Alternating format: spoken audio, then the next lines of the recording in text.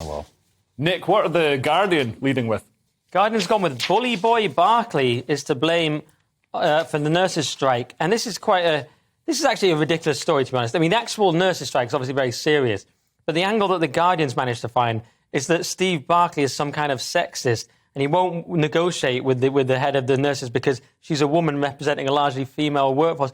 Now, maybe Barclay is this monster described in the article, but this seems a bit of a silly angle to me. She says here, this is the head of the Nurses Union, Royal College of Nursing, sorry, and she's saying that, the more I think about it, I'm a woman negotiating for a 90% female profession that is trying to operate with a government that's particularly macho, is it? With Rishi Sunak leading it, and tends to operate with bully boy tactics. But surely you can look around and see that the trains are in the same state, the border, everyone's striking. So is it really the case that it's a misogyny? Yeah, and also, if nursing is 90% female, surely, we should be applauded in attempts to have men, rebalance that gender divide. Oh, yeah, where's the male nurses campaign? We should encourage men into nursing. Steve Barclay is one of those men. Jonathan. Well, I mean, that's the thing. It's like these kind of jobs, people can choose to do them, and it does seem to be heavily skewed towards women. I think there's that extra sort of caring and nurturing sort of bedside manner that women can just do that men can't necessarily do. How dare you? Yeah. No, it's a compliment. I'm telling the Guardian. I cancelled. I meant to be nice.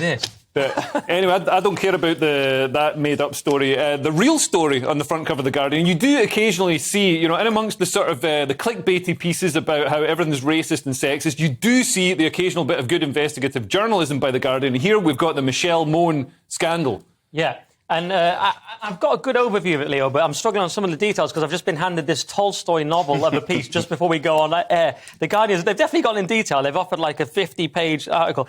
And yes, we know that she's in trouble over these PPE contracts involving MedPro and a second company called LFI Diagnostics. And it looks as though Mo and her husband and PPE MedPro and 3 other intermediary companies, which already sounds a bit dodgy, in the supply chain appear to have made in excess of 100 million in profits from government contracts worth 203 million, according to a Guardian analysis. As you say, not 2 words we normally put together, but the Guardian actually, like you say... That's a 50%. So basically, there was the VIP lane for PPE contracts. So, government ministers, the normal rules of diligent sort of checking out and putting things out to tender didn't happen. Things were just rushed through. But in this case, it looks as if Michelle Mone has lobbied for these contracts worth over £200 million, and 50% of that has been creamed off as just cash. So, it looks...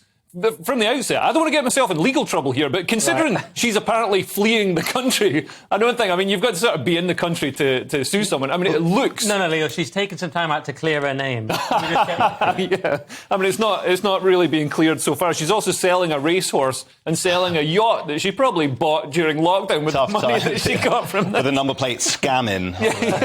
And there's all this money, filed into offshore companies, and then there's all these circuitous routes that they tried to sort of... It looks like they tried to launder the money through and distance themselves from it. But then whistleblowers at the bank apparently revealed this potential alleged fraud.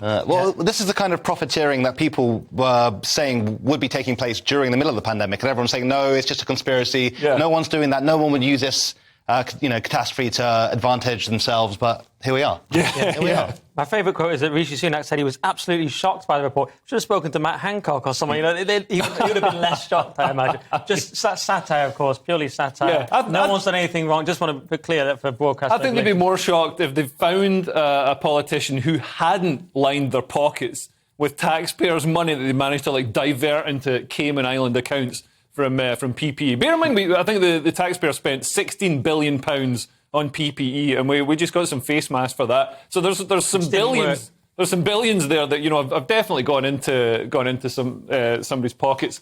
Anyway, how about the Daily Express, Jonathan? Yeah, so this is a story about the